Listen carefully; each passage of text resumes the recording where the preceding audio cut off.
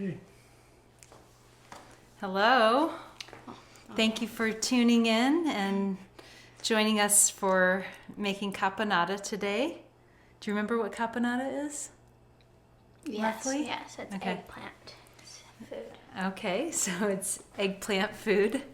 And what else do you remember about it? What restaurant have we had it at? Il Bruto. Il Berto, right. Yeah. So it's an Italian side dish. It could be eaten on bruschetta. Is that how you had it? On like Yeah, little and toast? And what? I Yeah, usually yeah. eat it with polenta. I really like it as a little topping for polenta. It's got lots of vegetables in it. It has a lot of ingredients in it, as I realized when I was trying to put all these out just 30 minutes ago. Couldn't believe how many ingredients it had. But do you want to take these, sweetie? And we'll cut them into cubes. Let me show you about how big. About like that. So we're going to dice up the eggplant first. This is, as I was saying, an Italian dish that I originally learned from my friend Monica, who has cooking lessons through Cook Like an Italian in Austin. And I originally learned it through her when I took one of her side dish classes. And then I was reading through a cookbook that Lydia Bastianich from the PBS cooking show, trying to remember what her show is called. She does an Italian cooking show, but I can't remember the name of it. Lydia's Italian Kitchen. I think that's what it's called. I was watching that one day, and I was reading a cookbook from that show, and it had caponata in it. And so I kind of modeled the recipe after her version, which is very similar to what I learned from my friend Monica. But one thing that I'm going to change in the recipe that I put online, because I realized after I posted it that I wanted to make a change, is that I listed that it was going to have white wine vinegar in it, but I'm actually going to put white balsamic vinegar, and I'll tell you why in just a minute. Hi, Emma. So the things that we're going to need for this dish are eggplant, tomatoes that we're going to seed and dice, celery, onion, zucchini, red bell pepper, golden raisins. These used to be golden and they've turned a little brown, but they're still really sweet, like the green golden raisins. Green olives. Try to get a really juicy Italian olive if you can. Capers, pine nuts, and then some fresh herbs. If you have mint and basil, that's ideal. So we're going to start sauteing the vegetables separately to start. So Izzy, if you could put some olive oil in the bottom of the pan. You can put at least a couple tablespoons in there. So maybe just a little bit more. We want to coat the bottom of the pan. That's good. Eggplant really does soak up a lot of oil, so you want to make sure the oil is hot. The pan has been heating for a bit, so if we put one piece in, we can tell if it's... Also, if you're ever making eggplant parmesan, you should put salt on it first and then pan it dry because it gets rid of this bitterness. Yeah. I noticed that this recipe didn't call for salting the eggplant first, we can put it in. but I was making ratatouille the other day, the French version of this. Sorry, I didn't want it to splatter on you. You want to Yeah, get like it? it's already soaked And up most that of it. recipe for ratatouille does have you salt the eggplant Right, first. Nelson, if you could show like a view, an upper view. That's what I'm doing. Yeah, you see, there, like it was completely full of oil basically, and there's none now. Shell. Soaked it up. Okay. So we're gonna brown that on all sides, so I'm gonna let that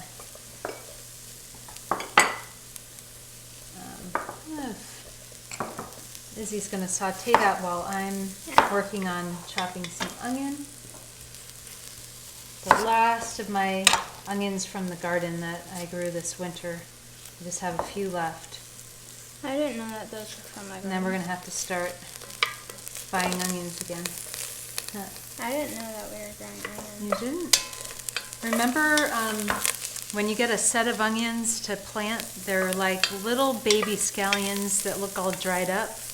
You remember poking holes and putting those in? Did you help me plant this? Yeah.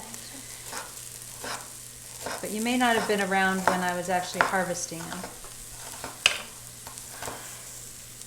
Some of them I harvested when they were small, kind of like scallions, and then I had some that were pretty big, but this one was a smaller sized onion. You want everything to be diced pretty small for this recipe. The eggplant's probably going to be about the biggest thing. Say hi to your mom. Hi, Mom. Hello, Grandma. Thanks for tuning in. I'm glad you found us. I had called my mom earlier because I wanted her to see my garden, but it turns out I couldn't do FaceTime from the garden. You were able to the other day, right, Nelson? Mm-hmm. For some reason it said I needed Wi-Fi. Maybe it's because I was calling to an email Maybe. Yeah, that's fine. instead of a number.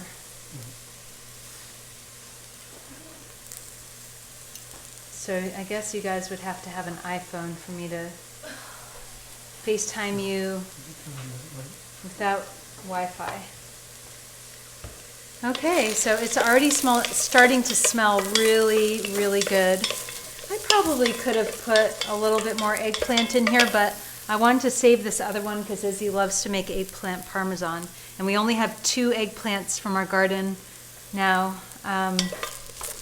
We just started getting eggplant, and something ate the other couple that were started, so we have to wait for more to develop.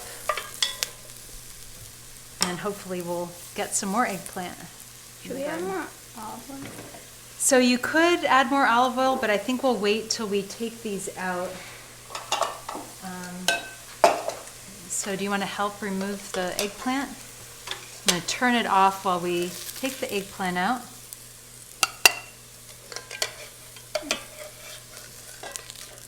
And so the reason why we're going to saute things individually is we want them the flavor to get kind of sealed in to each vegetable so that when we put them back together, they will still have their individual flavors, and they're a little bit caramelized on the outside, which is going to give it a sweeter, more delicious taste.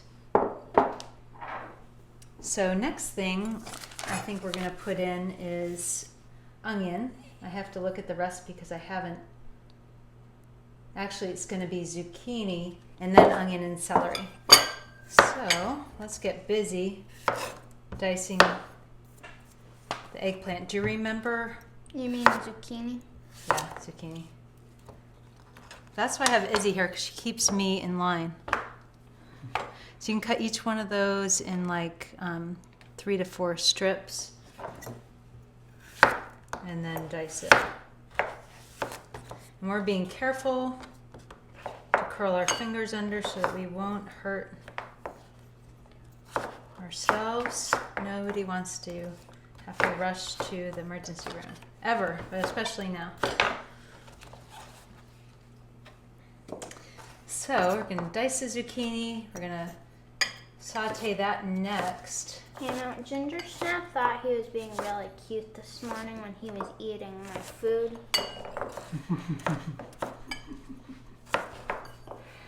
Did he want your toast? No, he wanted You wanted your my drink? coffee and my poached egg. So. Tell them about the coffee drink you made. Oh yeah, so it's just I don't know exactly how to say it, but it's like whipped coffee. I'll tell him how you made it. Oh, so it's 2 teaspoons of instant coffee. I was using Let's let it heat up a espresso, little bit though. first. So 2 teaspoons of that. Then Watch 2 out. teaspoons of like very hot water. And then like 1.5 to 2 teaspoons of sugar. Nice So, job. yeah. And you whipped it up. And then you whip it, yeah. Okay, why don't we put one piece in and we'll see when it starts to sizzle. It's sizzling. So where my parents live, they won't be getting, It's sizzling. okay, they won't be getting tomatoes or eggplant until, what, July, August? But where we are, tomatoes and eggplant are coming fast and furious right now. It's middle of June. I've got the perfect And I was reading this week about the difference between vegetables and fruits that are eaten when they're picked ripe versus vegetables that are picked green, ripened under duress. So basically they look ripe on the outside and then they're shipped and sold at a supermarket, maybe in a different continent or very far away, and they have a longer shelf life, but then when you eat them, they don't taste very delicious, and it's just not very good for you. They have a much, much higher content of lectins. Wait, hold on, which food? Any kind of fruit or vegetable that is picked when it's underripe, like green, and then it's ripened very quickly with a gas. I forget what the gas is called. And then it is, shipped to where it's going to be sold, and it looks ripe. So they do this a lot with tomatoes and Apples. well, apples is the opposite. They pick them when they're ripe, and then they put they store them in cold and with a certain gas so that it won't ripen further.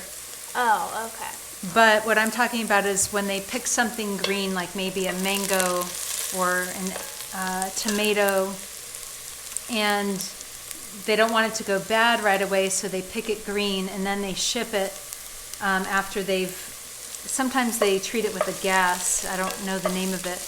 But it looks like it's edible and that it's ready to eat, but actually it hasn't gone through that natural ripening process. And it makes sense that the composition would be different when it's green, because has a chemical composition that deters insects and other pests from eating it, so that it will get fully ripe and be able to distribute its seeds. That's the purpose of a fruit. So it makes sense that it would be totally different in chemical composition when it's raw versus ripe, or green versus, ripe and ready to eat. So I've heard of this before, but I was reading about it on one of my former students' Instagram pages this week, and it just made me think about how I really only eat tomatoes in the summertime when they're ripe. I don't like the way they taste when they come in the supermarket in the wintertime. They are kind of plasticky, do not taste delicious, and that's why. And also, a lot of people have trouble digesting nightshade vegetables, like tomatoes, tomatillos, eggplant, peppers. But I would say if you only eat them when they are ripe and in season in your area, you're going to have better luck, because they will have fewer lectins, which make it hard to digest and can be harmful to your digestive tract. But just eat them in moderation during the season when they're growing, and I think you'll have much better luck. This tomato came from a farm nearby. It might have been picked a little bit green, I don't know, but this other one was grown by my friend Charlotte, and it was picked ripe, and it definitely has a deeper color to it. This is, can you give me a small spoon, please? You're right. Small spoon or small spoon? This one's good. So if you, Izzy, you could add the zucchini to the eggplant, and I'm gonna start seeding these tomatoes. Why don't we leave that off because it's hard to see through the. Yeah, I know, but it was splattering everywhere. And burning. Good idea. So you need that one. And bring this over to here. Okay, it is so helpful to have help in the kitchen. If Izzy or I were trying to do this by ourselves, it would take so much longer. Right, Izzy? Yep. One night you were making something by yourself at first, weren't you? What was that? You were making Wait, dinner when? a few weeks ago. I don't know, but we try to help each other make meals because it goes so much faster, but sometimes one of us has to do it by ourselves. Are those tomatoes? Add these now? Because they look really pink. Yes, this is a special variety of tomato. I don't know what it's called, but it is very sweet. And it's more pinkish, purplish than the regular red tomato. You see, my least favorite food is tomatoes. Are tomatoes. But you tend to like them in certain things when they're cooked. Okay, you see, I am fine with tomatoes on pizza. Like, I am fine with ketchup. I'm fine with tomato sauce. It's just I cannot eat them like this at all. Like, they have to be cooked. Right. I used to be that same way. I'm never gonna like tomatoes. Like, And last summer, we were lucky. We got to go to Connecticut and visit family in August, and it was tomato season, and we made the most amazing caprese salad. oh, also, a bunch of y'all are probably thinking like I haven't eaten tomatoes in like 8 years or something, but I have one every year to see if I will like it. I always spit it out. It's really nice. It's gross.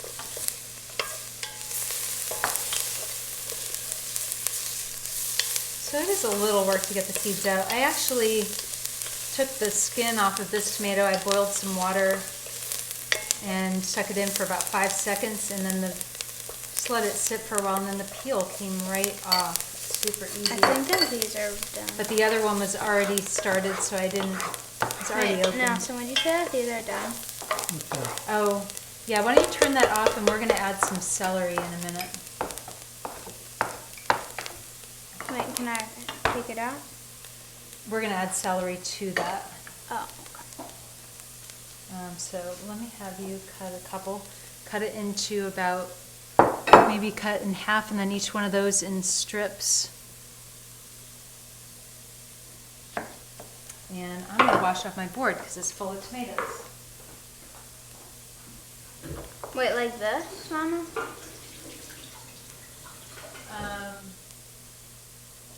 Or again in half? And again in half, but I don't know if you need to. I think that's fine. Mom, I think that's I'm fine. just gonna cut this. Last So the night, idea behind making small pieces is just that you'd be able to put it on something like bruschetta, or as a topping. last night I had this dream. More like this morning, actually. But I had this dream that was where I was moving to Connecticut, and I was gonna go to a Montessori school there. Oh wow! Are there even Montessori schools? There is one Connecticut? in the town where my parents live.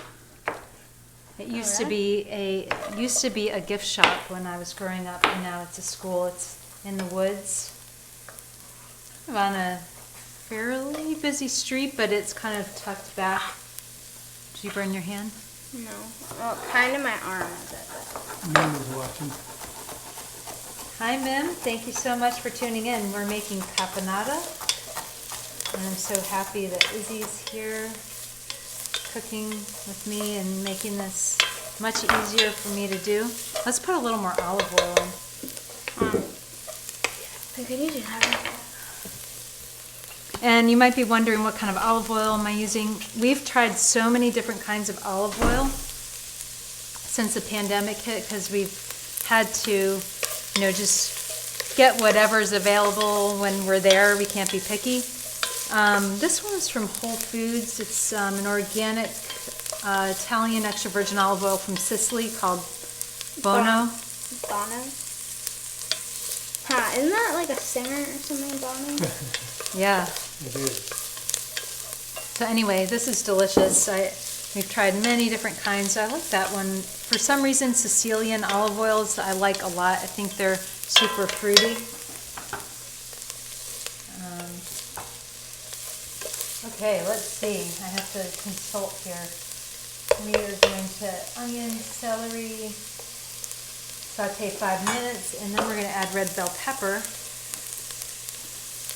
My recipe says to peel the red bell pepper, but my red bell pepper is pretty wrinkly, so I don't know that it's going to peel very well. So I may give up on it and just put the peel in. I think that's what I'll do. I think I'm going to end up wasting too much of it. And so, like Izzy, how Izzy doesn't like tomatoes that much, peppers are kind of that thing for me that it's not my favorite. But I think that it'll blend really nicely with the other flavors. And the nice thing about red bell pepper is it gives such beautiful color to whatever you're adding it to. You know, So you can just put a little. I'm fine with bell peppers, but like hot peppers, like I can't really have spicy food. But once I was with my dad, and we went to this vegan taco place, and I got this like tacos al pastor thing.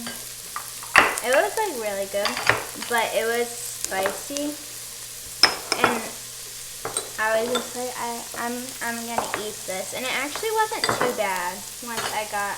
You got through it? Yeah. Alive? Yeah. It was very spicy. So these raisins that I'm using are very, very large. I mean, it's like almost like a prune, mini prune. So I'm gonna slice them. Almost not raisins here. Yeah, these are a golden raisin. You already told them. But they turned brown, even though we just opened the package, but they do taste different than the black raisins that you usually get. I think they're a little sweeter.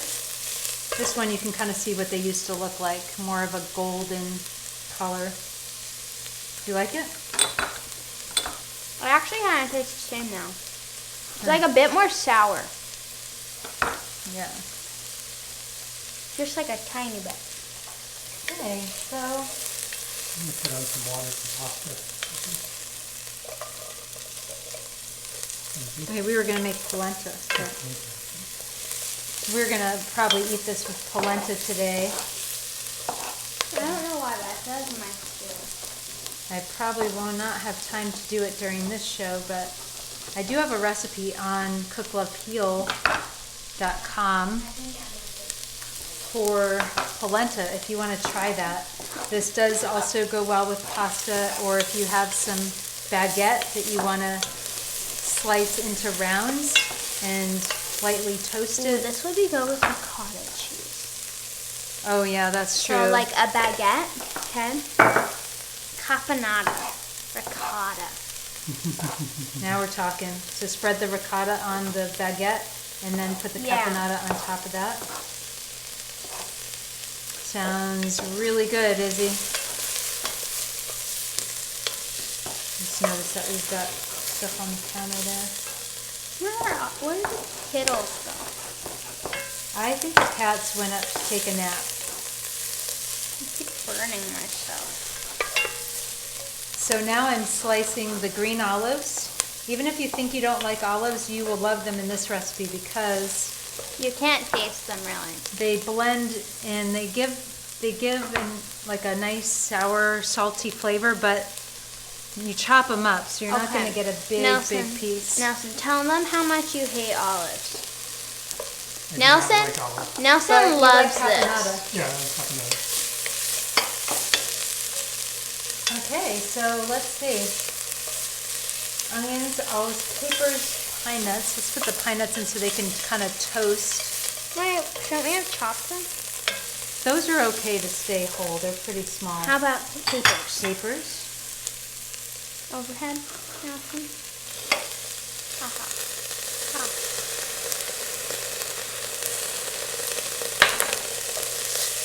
It's popping.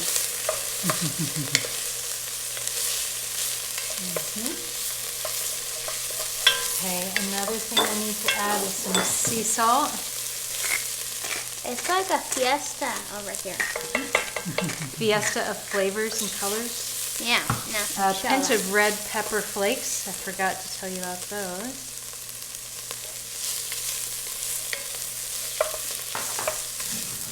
I've been using red pepper flakes on my garden to try to deter animals from Tomatoes? eating my stuff. Let's see. Are veggies soft? Yeah. Yeah.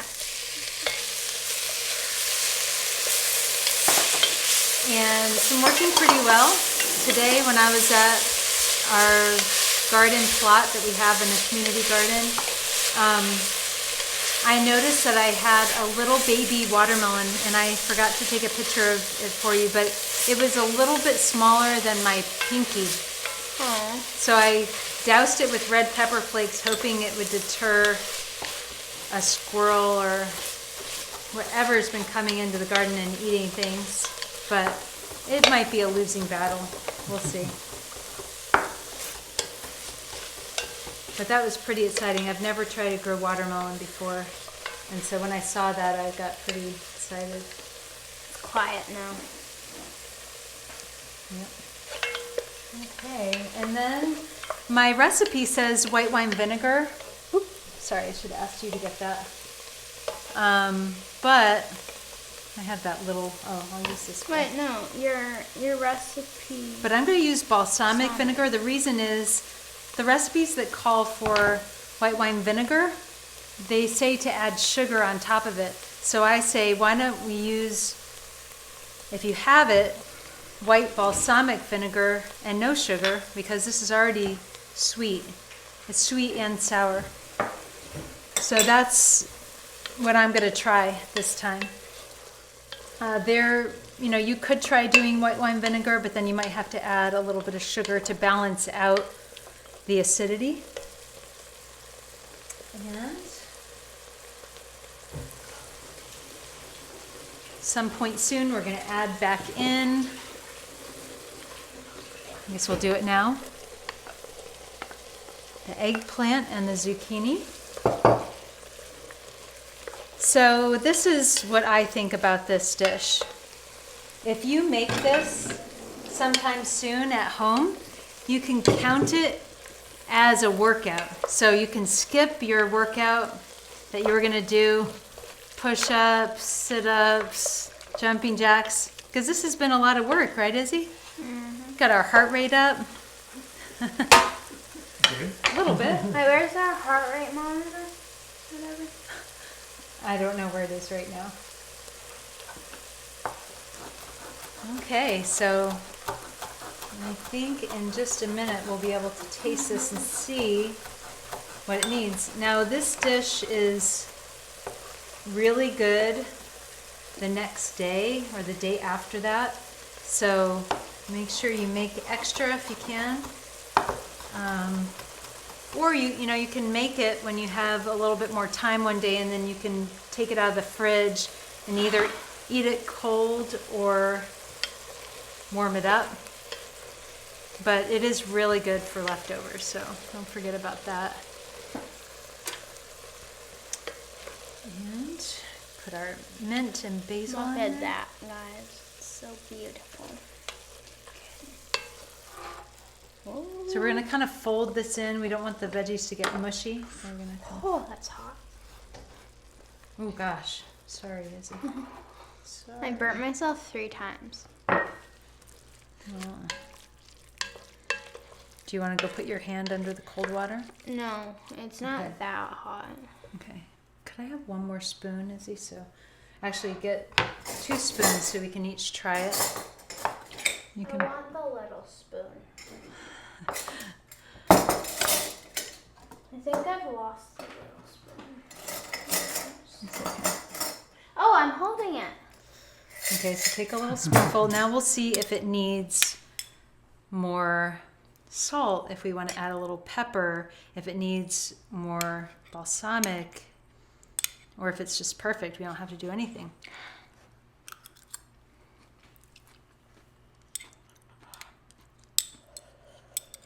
So good. So fresh. Do you think it needs to cook longer? Wait a bit. I think it does.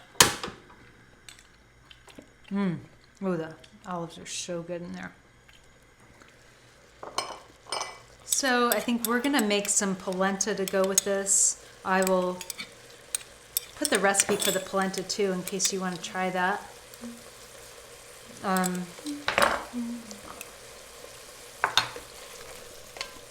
We're gonna continue to cook this until maybe all the liquid is gone. I think it could use a little more salt. What do you think? Just have a teaspoon, and I couldn't really gauge how much I was putting in with my grinder. How is it doing on olive oil? Do you think it has enough? It has enough, yeah. Yeah, and this dish has a significant amount of olive oil in it, so make sure you use the best quality that you can find, because you are going to taste it a lot. I really think of olive oil as being an ingredient, you know, a major ingredient rather than just a, you know, something that you cook with. So you want it to be just as good quality as your other foods in the dish. Kind of like if you're cooking with wine, they say just use a little bit of the one that you were going to drink with your dinner. Don't get a separate wine for cooking that is low quality, because you'll taste it in the food. That's fine.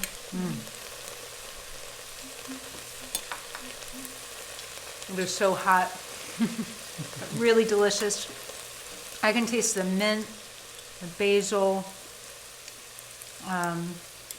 the raisins, pine nuts. I can taste the peppers. Yeah.